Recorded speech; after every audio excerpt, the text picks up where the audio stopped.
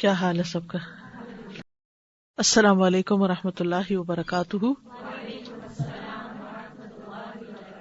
کیا حال ہے سب کا؟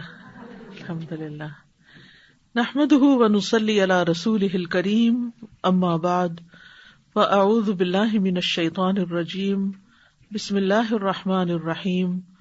رب اشرح لی صدری. لباس باب لبس القمیص، قمیص پہننے کا بیان.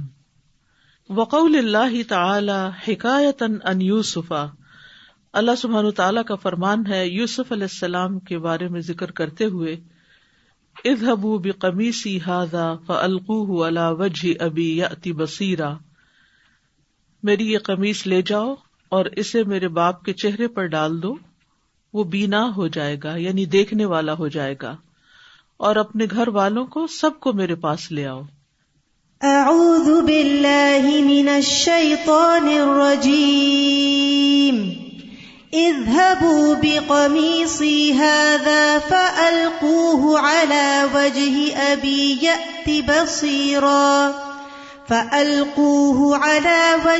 ابی یأت بصیرا وأتونی بأہلکم اجمعین.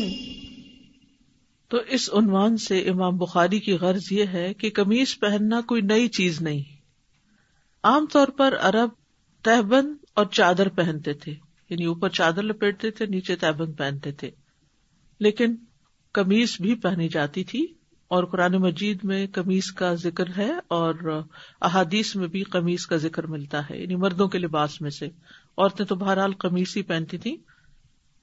اور یہاں پر امام بخاری نے سابقہ شریعتوں سے دلیل لی ہے، یعنی یوسف علیہ السلام کی جو شریعت تھی وہ نبی صلی اللہ علیہ وسلم سے پہلے کی تھی. تو اس میں ہم دیکھتے ہیں کہ جو چیزیں ان کی شریعت میں ہماری شریعت کے مطابق ہیں، کوئی ان میں مخالفت نہیں، تو ان سے بھی لینے میں کوئی حرج نہیں. ہاں، جہاں کنٹراڈکشن آ جائے کہ وہاں کچھ اور ہماری شریعت میں کچھ اور ہو، تو پھر اپنی شریعت میں جو ہے اسی کو لینا ہوگا. حدثنا قتيبة حدثنا حماد عن أيوب عن نافع عن ابن عمر رضي الله عنهما أن رجلا قال يا رسول الله ما يلبس المحرم من الثياب. ابن عمر کہتے ہیں رضی اللہ عنہما کہ ایک شخص نے کہا، اے اللہ کے رسول، محرم کیا لباس پہنے گا، یعنی احرام والا. حج یا عمرے کے لیے جاتے ہوئے جو احرام باندھا جاتا ہے وہ احرام کیا لباس ہوگا؟ من الثیاب، لباس میں سے. فقال النبی صلی اللہ علیہ وسلم، تو نبی صلی اللہ علیہ وسلم نے فرمایا، لا يلبس المحرم القمیص ولا السراویل ولا البرنس ولا الخفین الا الا یجد النعلین فلیلبس ما هو اسفل من الکعبین. آپ نے فرمایا کہ محرم نہیں پہنے گا قمیص، یعنی سلی ہوئی قمیص نہیں پہنے گا، ولا سراویل اور نہ شلوار، ولا البرنس اور نہ لمبی ٹوپی. برنس کے دو معنی ہیں، ایک تو لمبی ٹوپی کے لیے بھی آتا ہے اور ایک قمیص جس کے ساتھ ہی ٹوپی سلی بھی ہوتی ہے، جیسے جیکٹس ہوتی ہیں نا تو پیچھے ٹوپی سلی بھی ہوتی ہے. اسی طرح آپ نے کبھی حج عمرے پہ دیکھا ہوگا لوگوں کو، خاص طور پر جو ایجپٹ سے یا موراکو وغیرہ سے لوگ آتے ہیں، عورتیں بھی یا مرد بھی، ان کے جو لانگ ڈریسز ہوتے ہیں ان میں کیپ پیچھے سلی بھی ہوتی ہے. تو اوور کوٹ کے لیے بھی برنس استعمال ہوتا ہے اور ٹوپی کے لیے بھی استعمال ہوتا ہے. ولل خفین، اور نہ ہی موزے، یعنی موزے نہیں پہنے جائیں گے مرد حضرات، الا اللہ یجد النعلین، سوائے اس کے کہ وہ نعلین یعنی چپل نہ ملے ان کو. تو پھر اس صورت میں فلیلبس ما ہوا، تو وہ چاہیے کہ پہنے جو ہو اسفل من الکعبین، ٹخنوں سے نیچے. یعنی اگر موزے بھی پہننے ہیں، موزے ان دنوں میں لیدر کے ہوتے تھے، تو ٹخنے مردوں کے ننگے ہونے چاہیے، عورتوں کے لیے نہیں. عورتیں تو جرابیں بھی پہن سکتی، لیکن مردوں کے ننگے ہونے چاہیے، نیچے سے نہیں، ان کو کاٹ لینا چاہیے، ٹخنے ننگے کر لینے چاہیے. تو اس حدیث کو امام بخاری اس لیے لائے ہیں کہ قمیص کی حلت کو ثابت کیا جا سکے یا قمیص پہننے کے بارے میں بتایا جا سکے. رسول اللہ صلی اللہ علیہ وسلم کو بھی چادر سے زیادہ قمیص پہننا پسند تھی جو سلا ہوا ڈریس ہوتا ہے. اسماء بنت یزید کہتی ہیں کہ رسول اللہ صلی اللہ علیہ وسلم کی آستین آپ کی کلائی تک ہوا کرتی تھی. یہ کلائی ہوتی یہاں تک، یعنی لمبی آستینیں پہنتے تھے. اور چادر کی نسبت قمیص میں پردہ بھی زیادہ ہے، اور چادر کو بار بار سمیٹنا سنبھالنا پڑتا ہے، پھر کھل جاتی جیسے ساڑی ہوتی ہے. تو اس کی بجائے قمیص جو ہے وہ زیادہ آسان ہے پہننی. اور یہ جو بات ہے ما یلبس المحرم من الثیاب کہ محرم یا احرام والا کپڑوں میں سے کیا پہنے، تو اس میں ثیاب کا لفظ یہ ثوب سے ہے، اور ثوب میں ہر وہ چیز شامل ہے جس کو پہنا جاتا ہے، چاہے جرابیں ہوں، چاہے قمیص شلوار ہو یا ٹوپی ہو، ہر پہننے کی چیز کو کیا کہتے ہیں؟ ثوب. کیونکہ جب آپ سے پوچھا گیا کہ وہ کیا پہنے تو آپ صلی اللہ علیہ وسلم نے قمیص، شلوار، لمبی ٹوپی یہ سب کچھ لباس میں شامل کیا. یاد رکھیے کہ محرم کے لیے پگڑی پہننا بھی منع ہے. یعنی آپ کو یہ کہہ سکتا ہے کہ آپ نے تو ٹوپی سے بس منع کیا، تو نہیں، سر ڈھانکنا منع ہے. ٹوپی کے علاوہ عمامہ پہننا بھی منع ہے. اور یہ اس لیے نہیں کہ آپ بھول گئے تھے، بلکہ اختصار کی وجہ سے. ایک سر کا کپڑا بتا دیا، ایک قمیص اوپر والا، ایک نیچے والا، ایک پاؤں والا، تو وہ ایک بات پوری ہو گئی. عبداللہ ابن عمر رضی اللہ عنہما سے روایت ہے، وہ کہتے ہیں کہ ایک آدمی نے عرض کی، اے اللہ کے رسول، محرم آدمی کون کون سے کپڑے پہنے؟ تو آپ نے فرمایا قمیص، پگڑی، شلوار، لمبی ٹوپی اور موزے نہ پہنو. لیکن اگر کوئی جوتا نہ پائے تو موزے پہن لے، لیکن انہیں ٹخنوں کے نیچے سے کاٹ لے. اور نہ وہ کپڑے پہنو جنہیں زعفران اور ورس سے رنگا گیا ہو. یعنی یہ بخاری ہی کی روایت ہے ایک اور، جس میں امامہ کا لفظ آ جاتا ہے، اور پھر زعفران اور ورس سے بھی روکا گیا، کیونکہ خوشبو بھی پہنتے ہیں نا، یعنی پہننے کا لفظ آتا ہے اس کے لیے بھی.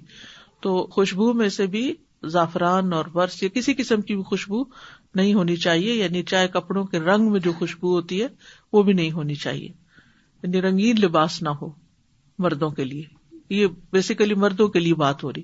عورت تو قمیص بھی پہنے گی، شلوار بھی پہنے گی، اور جرابیں بھی پہنے گی، اور سر کے اوپر اسکارف یا چادر لے گی، وہ سب کچھ پہنے گی. یہاں پر محرم سے مراد مرد محرم ہے. تو اس میں اب آپ دیکھیے کہ رسول اللہ صلی اللہ علیہ وسلم کے سوال کا جواب دینے میں کتنی حکمت ہے، اور کتنے بہترین طریقے سے آپ نے جواب دیا کہ جس سے پورے لباس کا پتہ چل گیا کہ کیا کیا چیزیں نہیں پہنی جا سکتی. یعنی ادھورا جواب نہیں دیا بلکہ مکمل جواب دیا.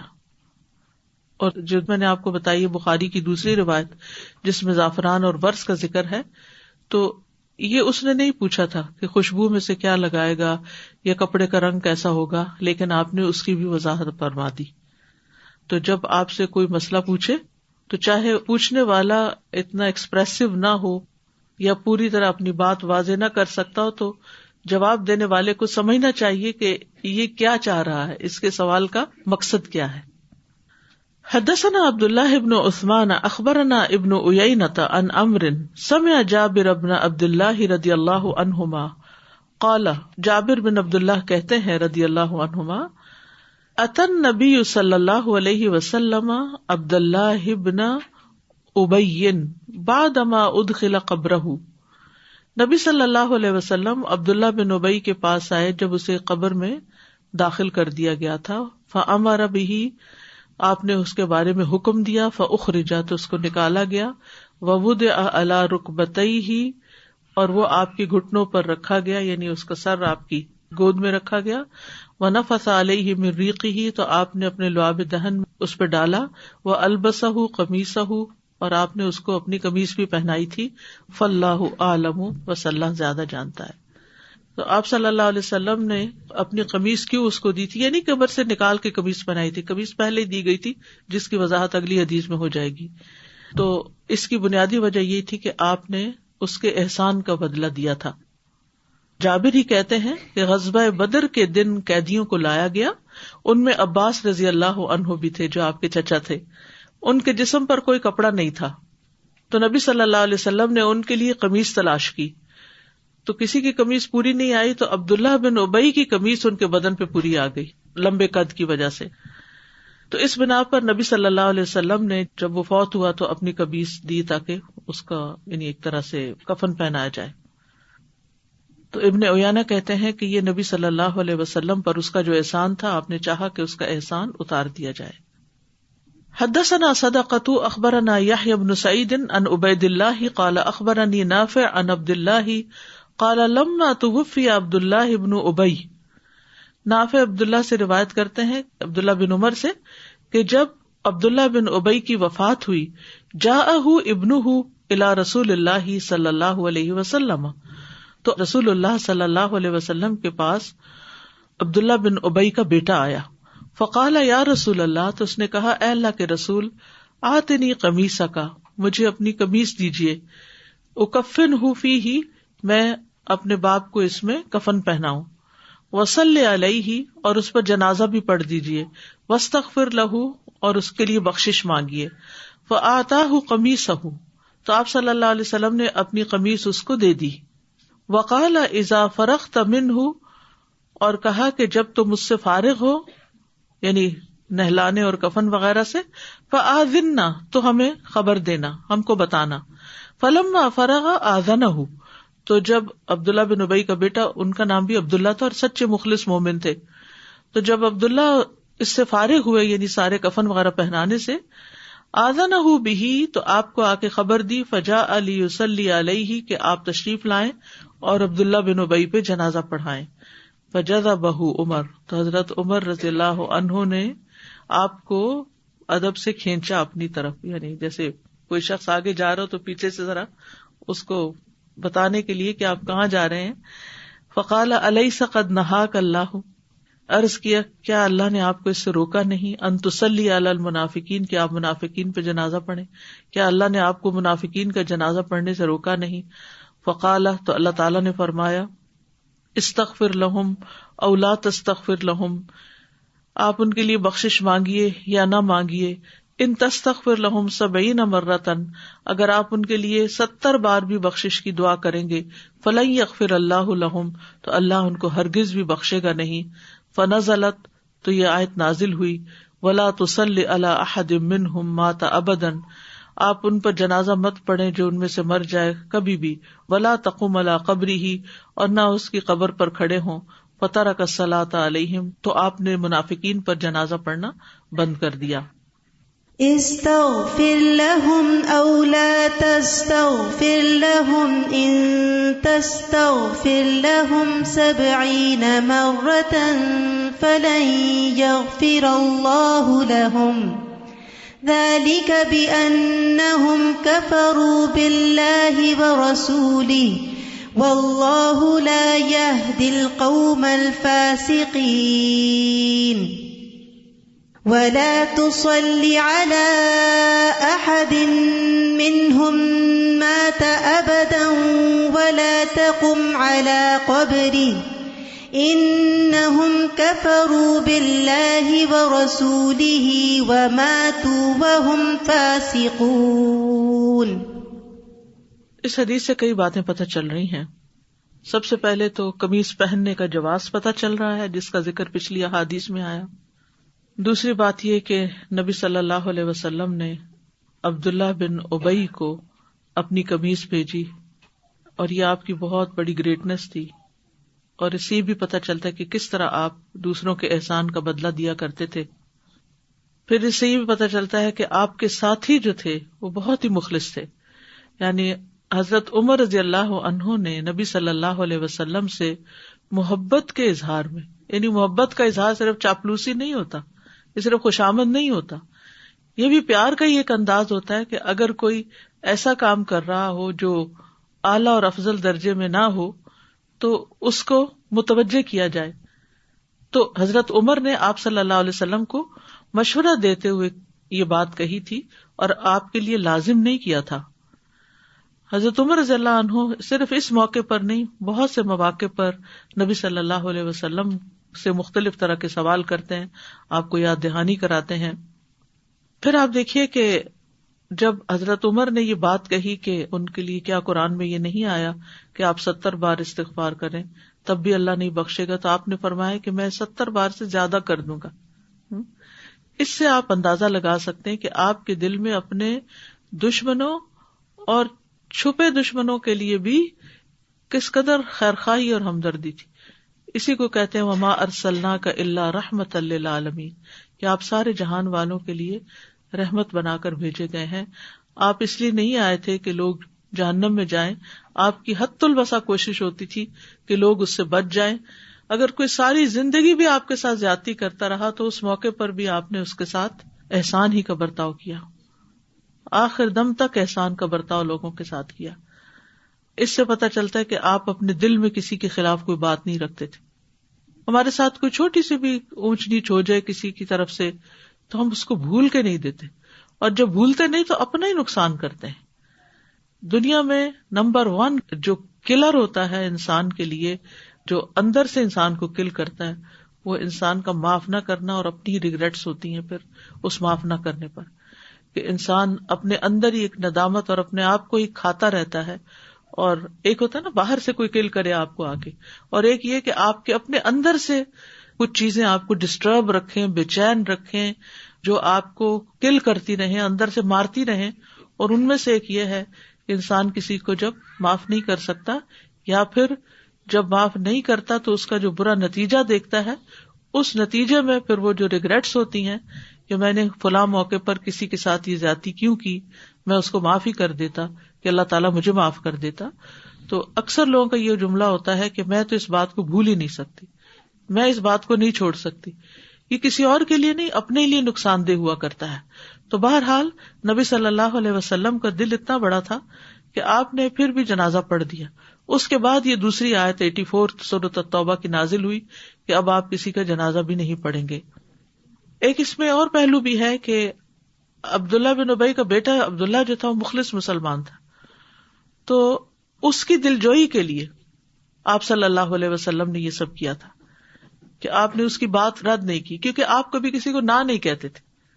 آپ حد الوسع دوسرے کی مدد کرتے تھے، دوسرے کی بات مان لیتے تھے. اگر ایک چیز ممکن نہ ہوتی تو اس کا آلٹرنیٹ دے دیتے تھے.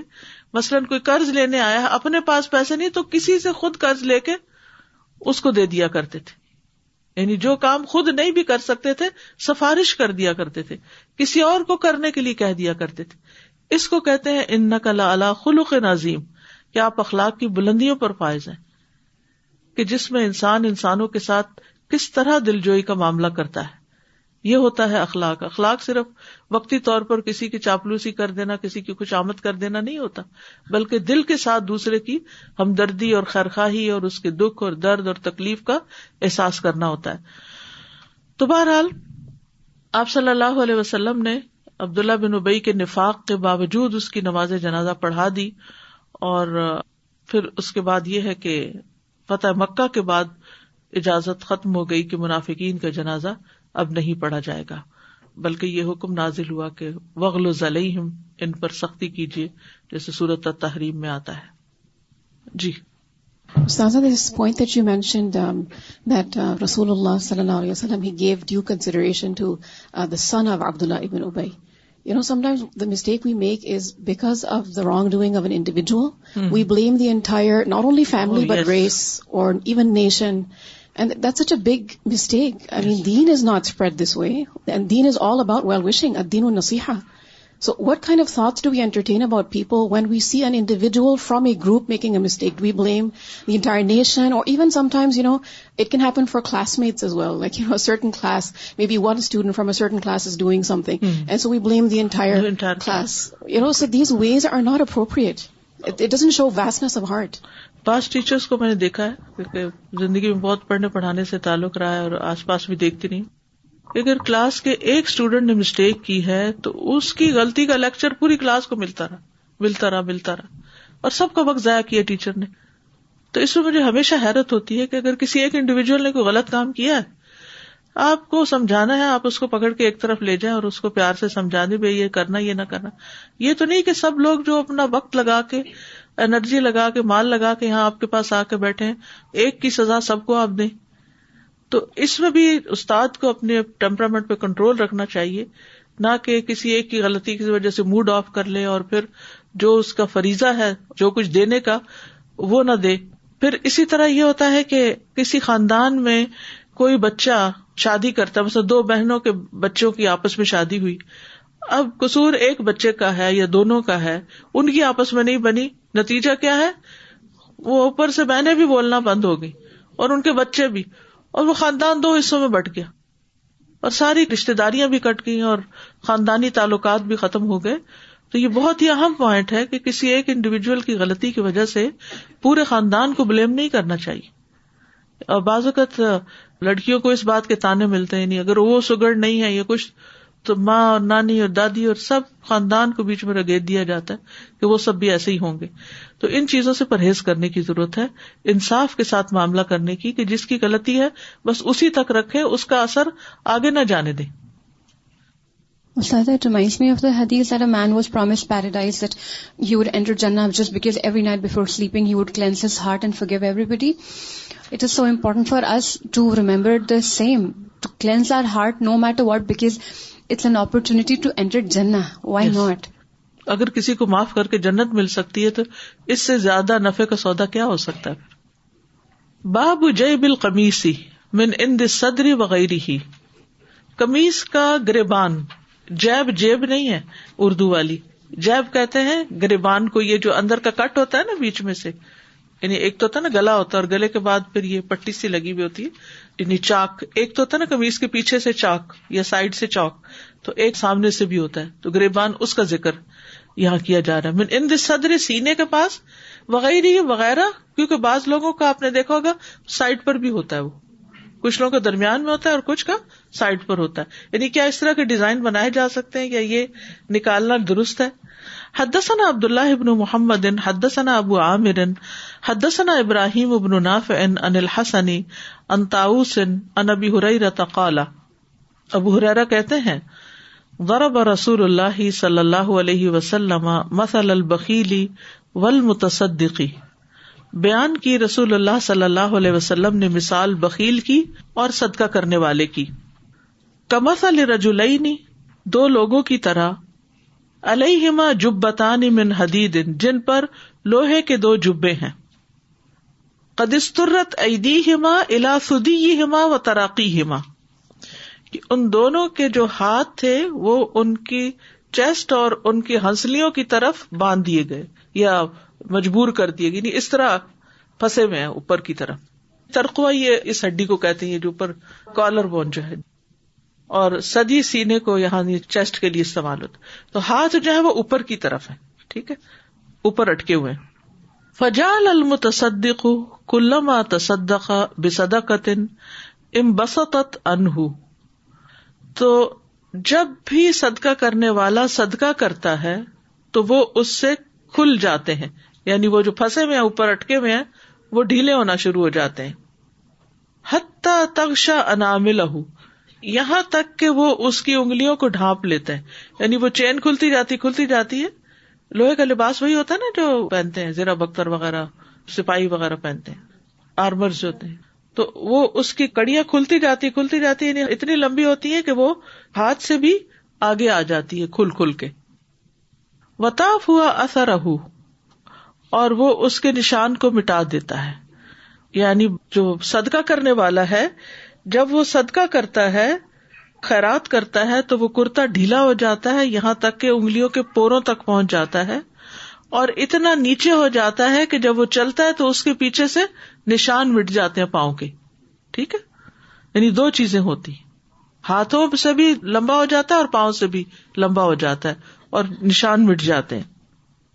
وجعل البخیل کلما ہم بصدقۃ، اور بخیل جب صدقہ کا ارادہ کرتا ہے، قلصت، تو کرتا چھوٹا ہو جاتا ہے اور تنگ ہو جاتا ہے. واخذت کل حلقۃ بمکانہا، اور ہر حلقہ اپنی جگہ پہ اٹک کے رہ جاتا ہے. قال ابو ہریرہ، ابو ہریرہ کہتے ہیں فانا رأیت رسول اللہ صلی اللہ علیہ وسلم، تو میں نے دیکھا رسول اللہ صلی اللہ علیہ وسلم کو، یقول باصبعہ ہکذا فی جیبہ، کہ آپ گریبان میں انگلی ڈال کر اشارہ کرتے تھے، یعنی وہ جو چاک تھا اس کے اندر انگلی ڈال کر اشارہ کرتے تھے. فَلَوْ رَأَيْتَهُ يُوَسِّعُهَا وَلَا تَتَوَسَّعُ، کہ تم اگر کرتا ڈھیلا کرنا چاہو تو وہ ڈھیلا ہوتا ہی نہیں. تابعہ ابن طاؤس عن ابیہ وابو الزناد عن الاعرج فی الجبتین. یہاں اس حدیث کو عبداللہ بن طاؤس نے اپنے باپ سے روایت کیا ہے، عن ابیہ، و ابو الزناد، اور ابو الزناد نے بھی اعرج سے روایت کیا ہے، یعنی جبتین کے بارے میں. وقال حنظلۃ سمعت طاؤسا، اور حنظلہ کہتے ہیں کہ میں نے طاؤس کو سنا، سمعت ابا ہریرہ، اور وہ ابو ہریرہ سے کہتے ہیں کہ میں نے سنا، یقول جبتان، یعنی یہاں فی الجبتین اور ان کی روایت میں جبتان ہے، ایک مرفوع ہے اور ایک مجرور ہے. وقال جعفر بن ربیع عن الاعرج جنتان، اور دوسری روایت میں جبتان کی بجائے جنتان کا لفظ آتا ہے، مراد ہے دو زرہیں. یہ حدیث صدقے کے باب میں بھی گزر چکی ہے، زکوٰۃ کے باب میں. یہاں امام بخاری گریبان کے بارے میں بات کر رہے ہیں کہ گریبان جو وہ سینے کے پاس ہوتا ہے، یعنی اوپر ہوتا ہے. قرہ کہتے ہیں کہ میں قبیلہ مزینہ کی ایک جماعت کے ہمراہ رسول اللہ صلی اللہ علیہ وسلم کی خدمت میں حاضر ہوا. میں نے دیکھا کہ رسول اللہ صلی اللہ علیہ وسلم کی قمیص کے بٹن کھلے ہوئے تھے. ٹھیک ہے، قمیص پہنے ہوئے تھے لیکن بٹن کھلے ہوئے تھے. میں نے اپنا ہاتھ آپ کے گریبان میں ڈال کر مہر نبوت کو چھوا، یعنی وہ کھلا ہو گیا تھا تو اس میں ہاتھ اندر ڈالا اور پیچھے جو آپ کے وہ کبوتر کے انڈے جیسی وہ گھنڈی سی تھی جو نبوت کی علامت تھی، اس کو ہاتھ لگایا. تو اس سے یہ پتہ چلتا ہے کہ آپ کا گریبان جو ہے سینے کے پاس تھا. اور جیب کا لفظ جو ہے یہ کئی معنوں میں استعمال ہوتا ہے. اس کھلے حصے کو بھی جیب کہتے ہیں جس میں سے سر داخل کیا جاتا ہے، یعنی قمیص پہنتے ہوئے. اور جیب اس کو بھی کہتے ہیں جس میں پیسے رکھے جاتے ہیں. ٹھیک ہے. اور جیب کبھی کبھی آستین میں بھی ہوتی ہے، یعنی جیب ہمیشہ سینے پہ نہیں ہوتی. جیکٹ کی جیب کہاں ہوتی ہے؟ نیچے ہوتی ہے. ٹھیک ہے. اور سائڈ پر بھی جیبیں ہوتی ہیں. اور پہلے زمانے میں لوگ زیادہ حفاظت کے لیے بازو کے اندر بھی جیب بنا لیتے تھے محفوظ کرنے کے لیے، جیسے اب اندر بیلٹ وغیرہ بھی لگا کے چیزیں اس میں ڈال لیتے ہیں. شولڈر پہ بھی ہوتی ہے، یہاں زپ سی لگی ہوئی ہوتی ہے اس کے اندر بھی. تو اس سے مراد اصل میں کھلا حصہ ہوتا ہے. جیب جو ہے اس کا مطلب ہے کہ کٹ لگا ہوا ہے وہاں، چاہے کوئی چیز اندر ڈالیں یا نہ ڈالیں. ایک کٹ ہے سر ڈالنے کے لیے اور ایک کٹ ہے پیسے ڈالنے کے لیے، اور اسی طرح. تو قمیص میں عام طور پر سینے کے پاس گریبان ہوتا ہے، تو اس لیے یہاں پر اس کا ذکر کیا گیا ہے. اور قمیص کے بٹن کھلے بھی رکھے جا سکتے ہیں اگر ضرورت ہو، لیکن خواتین کو بند ہی رکھنی چاہیے. تو اس حدیث کے مطابق جو اوور آل مفہوم نکلتا ہے صدقے کے متعلق وہ یہ ہے کہ جس نے زرہ پہنی اور وہ اس پر ڈھیلی ہو گئی اور اس نے اس کے سارے بدن کو ڈھانپ لیا اور وہ انگلیوں تک پہنچ گئی، تو اس سے اس کو بہت سے فائدے ہیں. ایک تو یہ کہ اس کی اپنی زندگی میں سہولت ہو گئی. کھلا کپڑا جو ہے وہ کس بات کی علامت ہے؟ آسانی کی. اور تنگ کپڑا کس کی علامت ہے؟ گھٹن کی. جو خرچ کرتا ہے اس کا دل بھی کھلا ہوتا ہے، اس کی زندگی آسان ہوتی ہے، یعنی اللہ سبحانہ تعالیٰ کی طرف سے بھی رحمتیں نازل ہوتی ہیں، اس کے لیے وسعتیں ہوتی ہیں.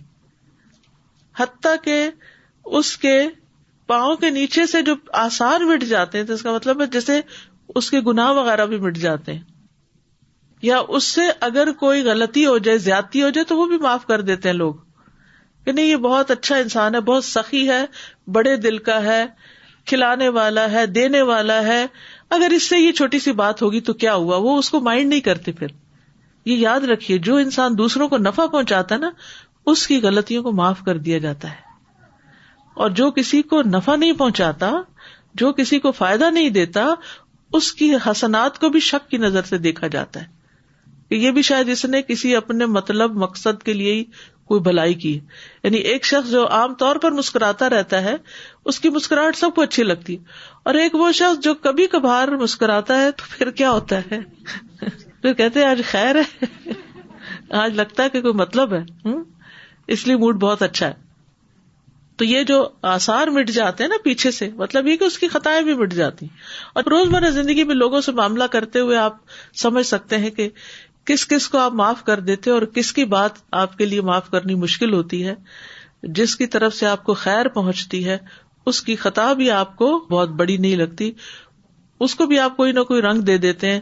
لیکن جہاں آپ دینے والے نہیں ہوتے, چاہے وہ مسکراہٹ ہو, چاہے مدد کے لیے کچھ آفر ہو, چاہے مال ہو, چاہے وقت ہو, چاہے کوئی اچھا مشورہ ہو, چاہے کسی کی ہمدردی اور دل جوئی ہو, چاہے کسی کو کوئی ٹائم دے دینا ہو, یعنی کہ دینے میں صرف ایک ہی چیز نہیں ہوتی, کئی چیزیں دی جاتی ہے نا.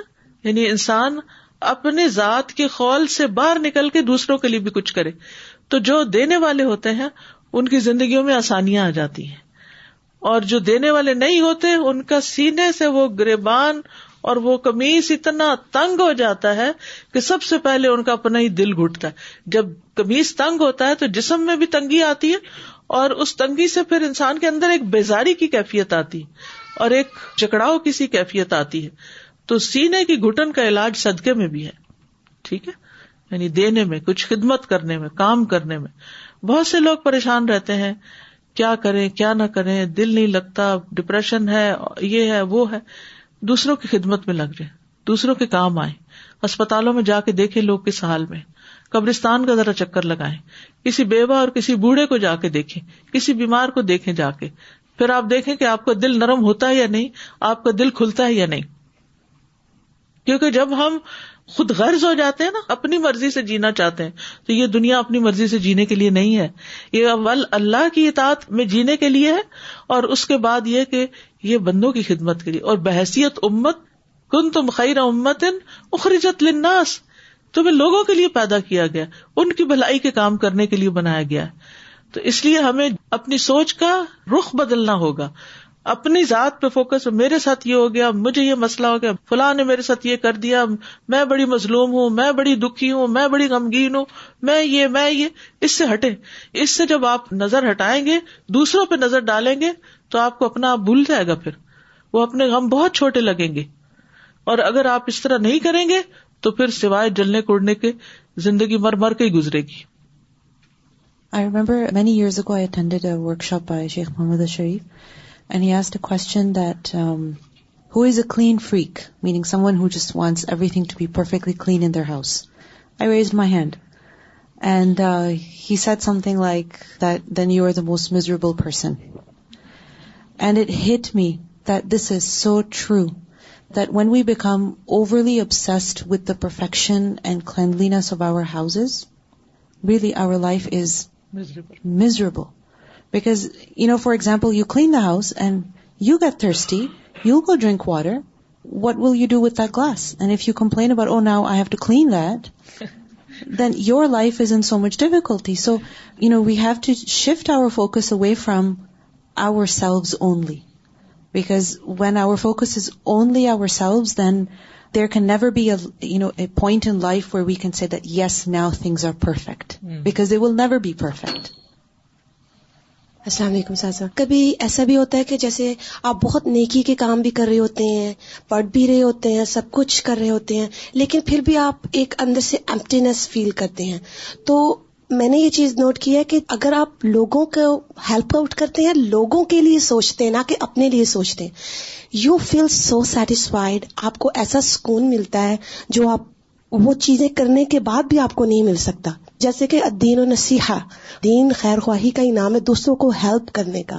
جب ہم اپنی ذات سے اٹھ کے دوسروں کے لیے سوچتے ہیں تو پھر خیر آتی ہے, پھر خیر نکلتی بھی ہے آپ سے بھی اور دوسروں کے لیے بھی, اور پھر وہ ان ریٹرن آپ کو سکینہ ملتا ہے اس کے.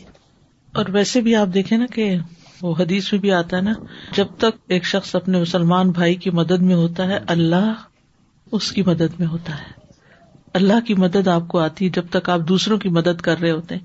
تو کسی کی مدد سے منہ نہیں موڑنا چاہیے, کیونکہ بہت سے لوگ خود غرض ہوتے ہیں نا, جب دیکھا کسی کو مسئلہ ہے تو چھپنے کی کوشش کرتے ہیں کہ ہمیں نہ یہ پکڑے. تنگ دل والے لوگوں کے کپڑے تنگ ہو جاتے ہیں.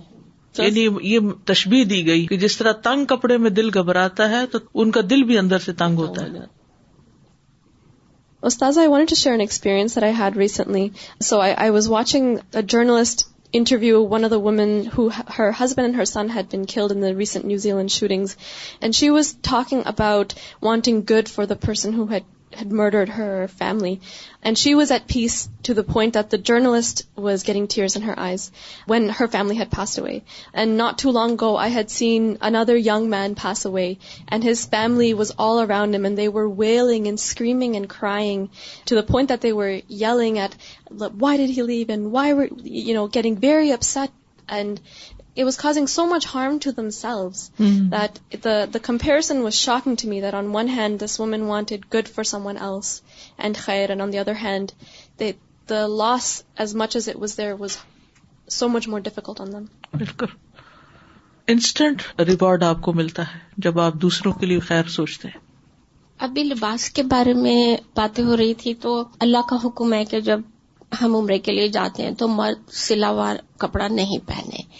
تو میرے بھائی جان جو ہیں وہ بڑی مشکل سے گئے عمرے کے لیے، تو ان کا کوشچن مجھ سے یہ تھا کہ کیوں ہے یہ، کہ میں تو اپنے کپڑے ہی پکڑتا رہا، تو یہ حکم کیوں ہے؟ میں نے کہا بس اللہ نے حکم دیا ہے تو یہ پہننا ہے. تو اس کا جواب یہی ہے نا. اس کا ہی جواب ہے، یعنی کہ کمپلیٹ سبمیشن. جی. اور ویسے بھی ایک یونٹی بھی تو ہوتی ہے، اگر یہ نہ ہو تو سب رنگا رنگ لباس میں ہو. سازا جب میں حج پہ گئی تھی تو یہی میری ذہن میں سوچ آئی تھی کہ یہ ایک واحد جگہ ہے جہاں اللہ سبحانہ تعالیٰ نے آدمیوں کو زیادہ مشکل میں ڈالا ہے، اور اللہ سبحانہ تعالیٰ نے عورتوں کو ایز دی، آسانی دی. الحمدللہ. سب یونیفارم میں ہوتے ہیں.